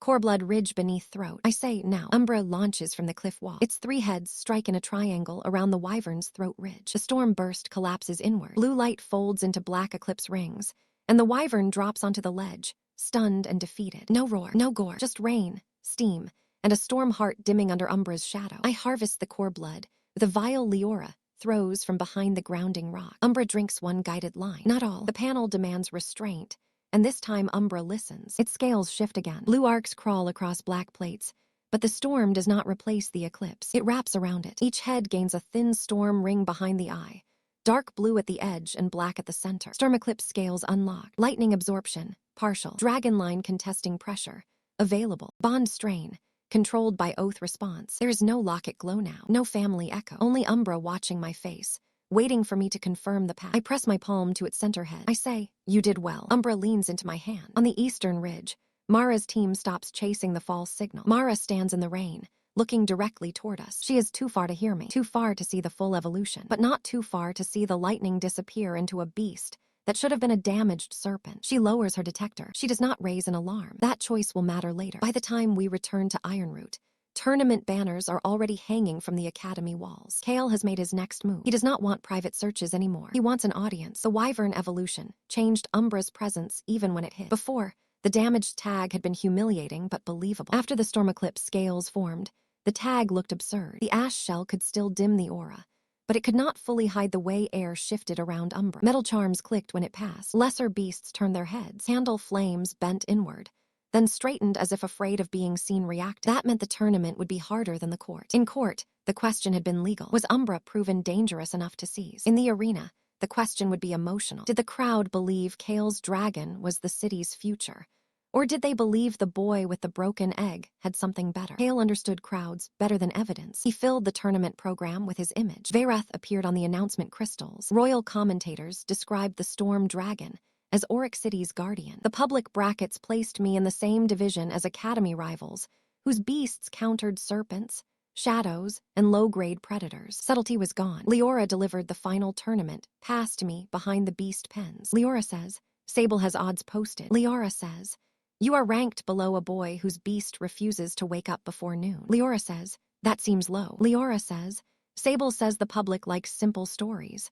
Prince with dragon beats poor boy with snake. Umbra's center head slid from my sleeve and stared at the pass. Leora took one careful step back. Leora says, no offense meant to the snake. Hydra, I said before thinking. Leora went very still. I looked at her. She looked at Umbra. Then she said, that explains several things and makes all of them worse. I say, can you still run messages if this goes badly? Leora tucked the pass into my hand. Leora says, if this goes badly, running messages will be the least interesting part of my day. The Grand Beast Tournament is supposed to be an academy celebration. This year, it feels like a trial built from banners. The arena stands rise above Ironroot's central grounds in 12 wide tiers. Students fill the lower seats. Noble houses fill the shaded balconies. City officials sit near the royal platform. The Rift Inspection Bureau has a full section of slate uniforms near the field gates. At the top, Kale stands beside Vayreth under the largest storm banner in the arena. The announcer calls his name, and the crowd answers with cheers. Then the announcer calls mine. The response is very different. The announcer calls out, Ren Vale, registered handler of damaged black serpent. Laughter spills down from the student tiers. Umbra coils at my feet, smaller than it really is, crests flattened, storm eclipse scales suppressed under dull black. The cracked registry tag still hangs around one neck. To casual eyes, it remains an ugly little serpent that should never have reached a public field. Master Orlin watches from the judge's platform, with his tablet held too tightly. Mara watches from the bureau section, silver lens folded shut. Leora leans against the outer rail, with bristles reins in one hand, and a bag of emergency tools in the other. Kale lifts his voice. The royal heir says, the tournament will settle public concern. If Ren Vale's beast is harmless, it will fail harmlessly. If it is a rift danger, the city will see it. It is a clean trap. If Umbra hides too much, we lose and Kale buries us. If Umbra reveals too much, the Bureau seizes it. If Umbra pulses, Vale gets his warrant back with applause. Tournament board gives me 3 early rounds before Kale's demonstration can legally interrupt. That is probably Orlin's doing. He may not trust me, but he trusts procedure. And procedure is the only reason I get any breathing room. Breathing room does not mean safety. Every round forces a choice. If Umbra wins too cleanly, suspicion rises. If Umbra plays too weak, an opponent might injure it or force a pulse response. I have to make each victory look like clever handling, not hidden royalty among beasts. That is harder than fighting. The first opponent enters the field with a stone-backed hound. The beast is stronger than Umbra's false public grade, but not stronger than Umbra's real stage. The panel shows its ancestry fear in seconds. I do not need a big display. Low crescent, I say. Umbra slides forward. The hound lunges, sees the shadow under Umbra's left head, and skids sideways. Umbra taps the hound's flank with one coil. The hound rolls once and lands outside the boundary line. The crowd laughs, then hesitates. The second opponent sends a needlewing hawk. Umbra waits until the hawk dives, phases half a body length through its shadow, and appears behind it. One twist, one pressure point, the hawk lands dazed outside the chalk ring. The laughter thins. On the royal platform, Kale's fingers drum once against his gauntlet. A servant leans close, and the royal heir answers too quietly for the stands. A minute later, 2 royal beast court clerks move toward Orlin with a sealed message. So Kale is done watching. The third opponent brings a crystal shell tortoise and expects Umbra to fail against defense. Beast Path Vision shows the shell's old bloodline link to moon basilisk fear. Umbra's eclipse crest flickers once, and the tortoise withdraws into its shell so hard that the judge counts it as refusal to fight. Now the arena is not laughing. It is whispering. One spectator asks, what is that serpent? Another asks, why do the beasts keep backing off? A third asks, is it poison? A fourth answers, no, I did not see a bite. Orlin's tablet glows as he keeps adjusting the notes. Mara's gaze shifts from Umbra to Vera. She is putting the pieces together slowly, but she is putting them together. Kale has no patience for slow truths. He steps into the arena, before the next bracket is announced. Vareth follows behind him, every scale polished, every contract ring bright. The crowd rises in one wave. Kale raises a hand. The royal heir says, "Enough lesser trials. The city deserves clarity." Orlan stands. Orlan says, "Your Highness, the brackets." He announces, "The Royal Beast Court authorizes a demonstration match." Kale's contract gauntlet shines. He continues, "Vareth will stand before the suspected beast. If it carries rift corruption, my storm dragon will reveal it." The crowd loves the sound of that. I do not. Not because Umbra cannot stand near Vareth. Because Vareth might understand before the people do. The storm dragon steps into the center of the field. Its wings spread. Lightning runs along its horns. Kale stands beneath it like a portrait of victory. Umbra rests at my feet, small and black against the sand. The visual is almost exactly what the ceremony promised. Royal heir with a storm dragon. Or Awakena with a cracked, rejected thing. Kale smiles. He says, "Let the dragon judge." Vareth lowers its head toward Umbra. Umbra opens all three ring-shaped eyes. The arena goes silent. Vareth stops. The massive dragon's front knee bends 1 inch. Only 1 inch. But in a packed arena, 1 inch can become a thunderclap. Kale's face changes. His contract gauntlet flares white gold. Chains around Vareth's horns tighten so hard that lightning spits from the rings. Kale orders, "Stand." Vareth jerks upright. The panel over the dragon explodes with red cracks. Forced suppression. Predator submission. Reflex interrupted. Contract damage critical under eclipse proximity. My hand closes slowly. Everyone saw the flinch. Not everyone understands it yet. Kale points at me. He snaps. "Rift influence. That thing tried to corrupt my dragon." The crowd shifts from confusion to fear. Mara stands in the bureau section. Orlan's tablet shakes in his hand. Umbra's storm eclipse scales pulse under its disguise. Before anyone can decide whether to cheer or run, the arena floor answers for all of them. The sand splits open. Violet light tears through the center ring. And the same frequency the city has been hunting for days rises from below the arena like a second sky. This time, it is not Umbra. This time, the rift is real. The crowd did not panic all at once. At first, most people stayed in their seats because they had seen staged tournament effects before. Arena floors cracked for dramatic entrances. Smoke burst from beast gates. Illusionists made fake monsters for opening ceremonies. The first violet pulse looked like spectacle to anyone who had not spent weeks being hunted by rift alarms. Mara knew better. The moment the rift opened, she sent 3 inspectors to the lower stands and 2 to the beast pens. Orlan tried to clear the student section, but parents and nobles blocked the stairs, arguing over priority. Vale ordered royal guards to form a barrier around the prince instead of the crowd. That single choice told the arena who the palace intended to save first. The rift maw climbed higher. Academy wardens sent trained binding beasts at it. A crystal tortoise formed a shield wall. The rift pulse passed through the shield and shattered the magic pattern without breaking the beast itself. A pair of wind cranes tried to lift civilians over the cracked lower eye. The rift maw's pressure folded their wind path and forced them back. It was not killing randomly. It was changing the rules of the space around it. That made Vareth's failure worse. A storm dragon should have been perfect for a visible threat. Big aura, big attack, big public faith. But the rift maw did not care about spectacle. It cared about frequency, hierarchy, and whether the attacking bloodline could dominate the gate it came from. Vareth had power. Umbra had the right kind of power. Mara realized it before Kale did. I saw the moment on her face. Her suspicion did not vanish. It reorganized. The beast she had chased was not innocent because it was harmless. Umbra was not harmless at all. Umbra was innocent because the real enemy was finally standing beside it.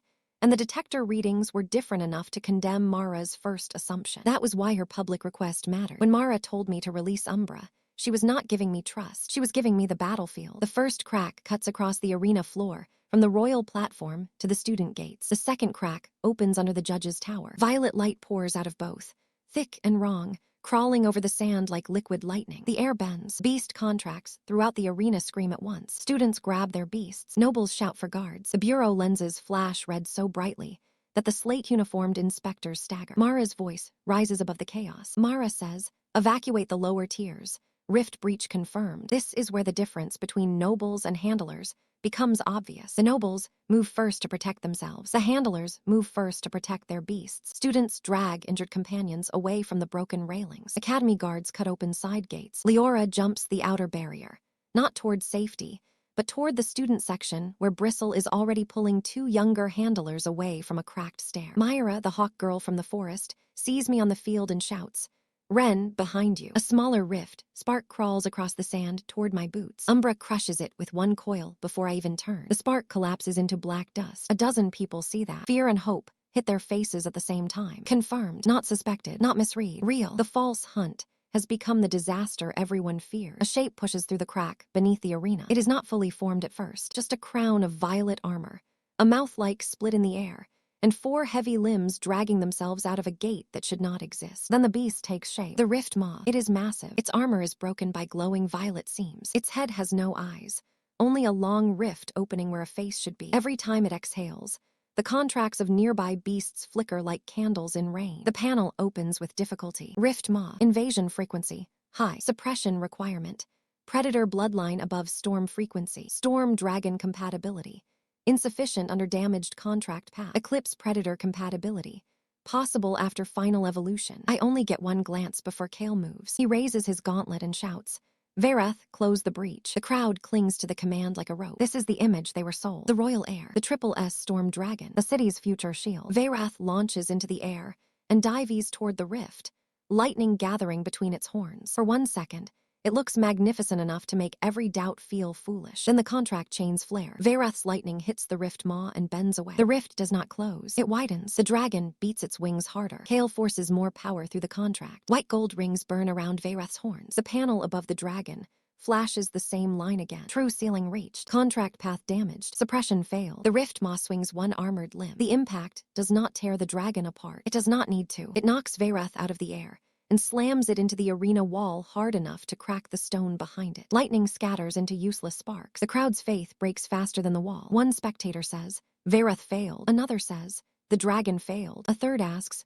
"What can stop it?" Kale's face turns pale. He lifts the gauntlet again, but Vareth struggles to rise and cannot answer cleanly. The contract chains pull. The dragon trembles. For the first time, the storm dragon looks less like a miracle and more like a beast trapped inside someone else's pride. Mara runs onto the field with 2 inspectors. Orlin follows, clutching his tablet. They stop near me, not Kale. Mara looks at Umbra. The Hydra is no longer pretending to be asleep. Its 3 heads are raised. Storm eclipse arcs crawl under the black scales. The Rift Maw's violet pressure pushes against the whole arena, but Umbra leans forward into it. Mara says, "Renvale, can your beast suppress that frequency?" The crowd hears her. Kale hears her. I hear the shift in the entire arena. The suspected Rift Keeper is being asked to save the city. I open the panel fully. Final evolution path available. Required material.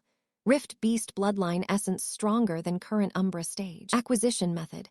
Direct contact during suppression window. Risk, bond rupture. Risk, eclipse instinct expansion. Risk, handler death under failed oath link. I do not like that last line. Umbra looks up at me with 3 calm, ring-shaped eyes. There is no locket glow to help us. No family relic left to spend. The core in my pocket is dead. The outer casing is gone. The echo faded in the forest. Only the promise remains. Hale shouts from across the field, "Do not release that thing. It caused this." Mara does not look away from me. Mara says, "Did it?" I point toward the rift. I say, "Your detectors chased the same frequency because eclipse energy and rift energy overlap at the surface.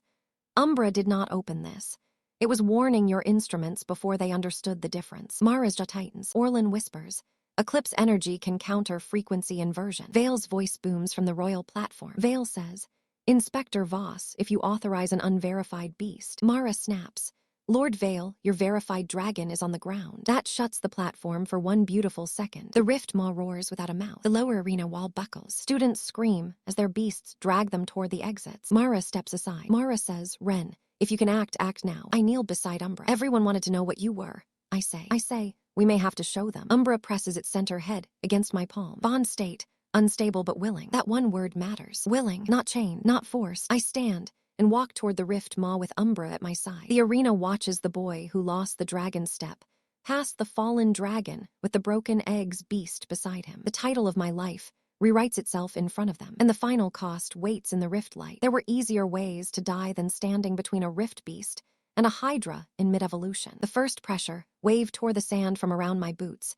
and slammed it against the arena wall. A line of students behind the lower barrier lost their footing. Umbra's right heads twisted toward them, and black gold rings flared just long enough to catch the pressure before it reached the stands. That saved the students. It also gave the Rift Maw an opening. A violet tendril of gate light snapped around Umbra's center neck and pulled. Umbra dug its claws into the sand, but the rift frequency crawled along its scales, looking for the same instability that had nearly taken it in Moonfen Forest. My panel split into overlapping warnings. Bond strain critical. Rift essence ingestion unstable. Predator instinct exceeding oath channel. External command impossible. External command impossible. External command impossible. The repeated line almost made me laugh. Of course, external command was impossible. That had been true since the Academy trial. Umbra had never been a beast that could be ordered into salvation. Kale still did not understand that. He stood behind Veyrath, forcing more lightning through a dragon that could barely breathe, because his only language was command. Kale snarls at Veyrath. Stand. He snarls. You are my dragon, stand. Veyrath tried to obey and failed. I looked at Umbra, who was fighting both the rift and its own rising hunger. Then I understood the final difference between our bonds. Kale's contract told Veyrath what it had to be. My oath had to remind Umbra what it had already chosen. The rift, Ma charges, before we reach the center crack. It moves like a collapsing gate. Every step bends the sand inward. Violet pressure shreds the chalk lines and tears loose banners from the arena walls. Umbra darts ahead, still small compared to the beast, but its shadow spreads wider than its body. The first clash is not a bite or a claw. It is frequency. Rift pressure slams down. Umbra's eclipse aura rises. The two forces meet, and every beast in the arena drops low. Even Veyrath, still struggling against the wall, lowers its head without Kale's command. The panel flickers. Suppression window. 3 breaths. Required contact point. Rift seam under central armor plate. Feeding must occur during pulse reversal. Bond rupture risk. Extreme. I run behind Umbra, not because I can fight the rift maw, but because beast path vision needs my eyes on the seam. That is the part the crowd will never understand if they only look at power. Umbra is the fang, but I am the one reading where the fang has to land. If I stand too far back, the panel blurs under the rift distortion. If I stand too close, one pulse from the maw can knock me out and leave Umbra fighting on instinct. There is no safe distance, only a useful one. The rift maw swings one limb. Umbra phases through the shadow beneath it and appears along the beast's side. Storm eclipse scales catch violet sparks and turn them black. One more step, I shout. I say, under the broken plate. Umbra lunges. The rift maw opens its face split and releases a wave of rift light. Umbra bites the seam. The arena vanishes behind black and violet glare. For one breath, Umbra is connected to the rift maw's bloodline essence. For the second breath, the power floods back through the bond. It is too much. Umbra's 3 heads split into shadows of more heads. Eclipse rings open behind its body. The sand under it turns black. My vision fills with panels I cannot read fast enough. Final evolution available. Oath anchor absent. Relic anchor exhausted. Bond rupture imminent. Umbra turns toward the crowd, not because it wants to hurt them, because the rift essence is trying to teach it that everything weaker is material. Kale sees the hesitation and points. He says, "There, monster, I told you." His voice almost lands. Almost. Then Veyrath groans against the wall, and its head lowers again toward Umbra. The dragon is not accusing. It is submitting by instinct to the predator its contract tried to deny. I step into the black circle forming under Umbra. Pain shoots up my legs, sharp but not bloody. The ancient seal beneath the arena is waking under my feet. I can feel it through the soles of my boots, through my bones, through the dead locket shard in my pocket. The panel changes. Ancient eclipse seal detected. Veil lineage resonance detected. Stabilization method. Vow accepted. No relic required. I pull the dead locket core from my pocket and hold it up. It gives no light. It is only a shard now. My family left me this, I say, loud enough for Umbra and maybe no one else. I say, I thought it was the last thing holding me together. Umbra's heads shake, caught between hunger and recognition. I drop the dead shard onto the black seal. It cracks into dust. I say, I was wrong. A relic is not the oath. I am. The black gold seal under my feet opens in a perfect circle. I place my hand on Umbra's center head. I say, Umbra of the eclipse path, I will not bind you like a tool. I will not sell you like a prize. I will stand as your pathfinder and you will stand as my beast. Not because a contract forces it, because we choose it. The seal answers. Black gold light rises around us, not bright like lightning, but deep like a sky with the sun covered. Wraps around Umbra's 3 heads, then its body, then the shadow heads trying to tear free. Bond rupture halted. Oath anchor formed. Final evolution proceeding. Umbra grows. The growth is not instant. It fights for every shape. For one breath, the rift essence tries to twist its new heads into maw-like splits. The oath seal burns those lines away. For another breath, the storm eclipse scales try to flare too bright, copying Veyrath's lightning. Umbra rejects that too. It keeps the storm as armor, not identity. That is when I understand why the blood materials had to be stronger but compatible. Every stage offered power that could have swallowed Umbra's nature if fed wrong. Mire hunger, basilisk illusion, stag instinct, wyvern storm, rift frequency, beast path vision did not make any of them safe. It only showed me how narrow the safe path was, not into a random giant monster, into what the egg always promised. Its body lengthens into a massive Hydra form, Black scales ringed with storm blue arcs. 3 heads become 5,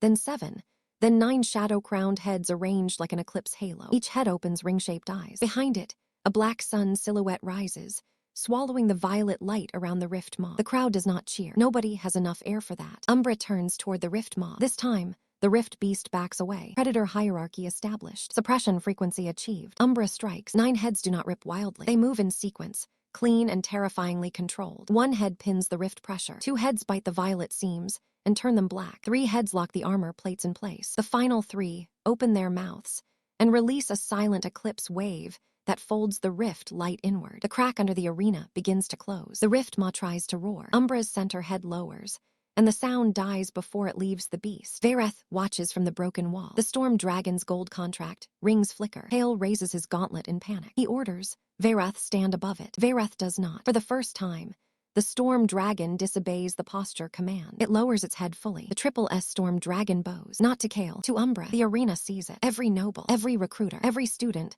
who laughed at the damaged serpent, every official who called it a rift familiar, every person who watched Kale steal the dragon and decided that gold was the same as destiny. They see the dragon bow to the broken egg. Umbra releases the final eclipse pulse. The rift maw collapses into a shrinking violet seam. The arena cracks seals with a sound like a door closing under the earth. The rift pressure vanishes. Contracts stop screaming. Beasts lift their heads one by one. The city is alive. Vareth is bowed. Kale is silent. And Umbra, the cracked black egg from the disposal room, stands over the arena as the only reason Oryx City still has a sky. When the rift sealed, the city did not immediately understand that it had survived. People kept crouching behind benches. Beast handlers kept their arms around trembling partners. Guards kept their weapons raised at empty air. The lower stands were covered in sand and broken stone, but the barriers held. The evacuation gates stood open. The sky above the arena was clear. Then a child in the student section pointed at Umbra and said, loud enough for the nearest recording crystal to catch, "The broken snake ate the bad gate." That was the first laugh, not mocking, shaken, half hysterical with relief. The sound spread into applause,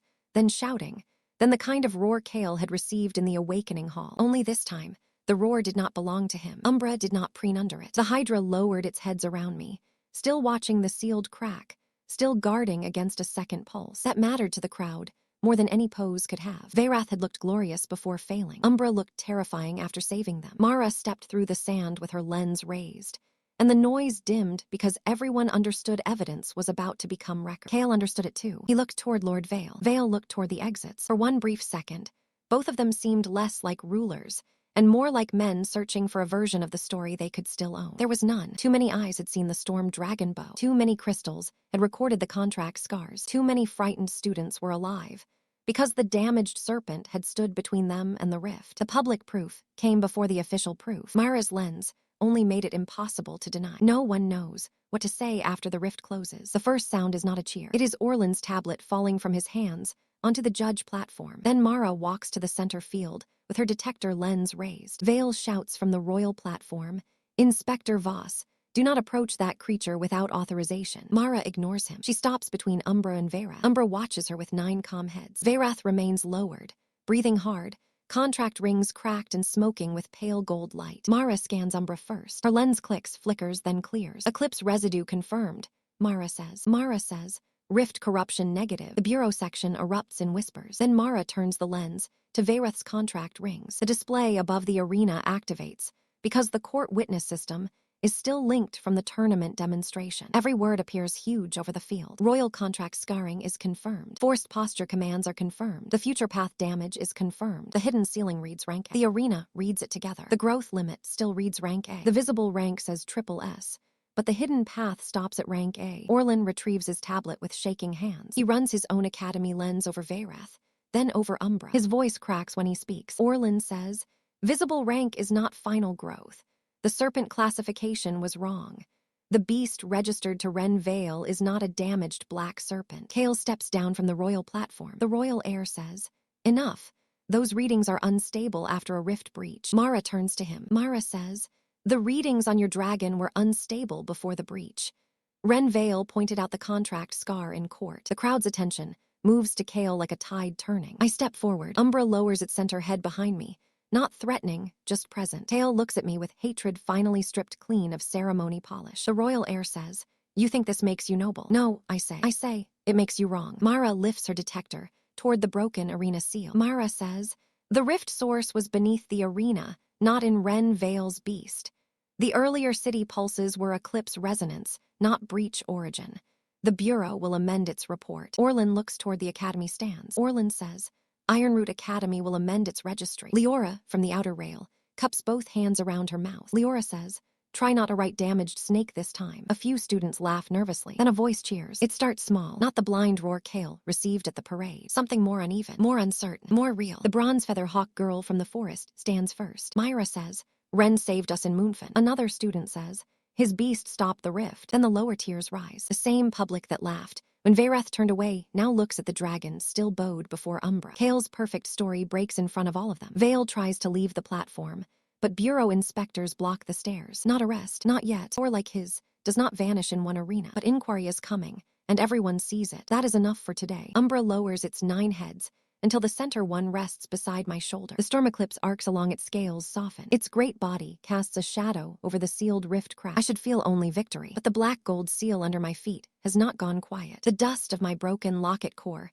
sinks into the arena floor. Lines of eclipse light spread from it, tracing a circle older than Ironroot, older than the Royal Beast Court, maybe older than Auric City itself. Mara sees the light and steps back. Mara says, Ren. The seal opens, not wide, just enough to reveal stairs descending into black gold radiance beneath the arena. A voice rises from the seal. It is not loud, but every beast on the field hears it. Umbra lowers all 9 heads. Vareth shudders. Even the smaller student beasts go still. Air of the Veil eclipse path recognized. Guardian seal unlocked. The arena quiets again. Kale stares at me, as if the boy he robbed has become a problem far larger than humiliation. Mara lowers her lens. Mara says, what was your family guarding? I look down into the open path beneath the arena. For years, the city treated the Vale name like a failed house, a dead branch, a warning not to fall from power. But my hidden sight did not come from nowhere. Umbra was not buried in the disposal room by accident. The seal beneath the arena did not wake for a random poor awakener with a broken locket. Place my hand on Umbra's center head. I do not know yet, I say. Umbra's ring-shaped eyes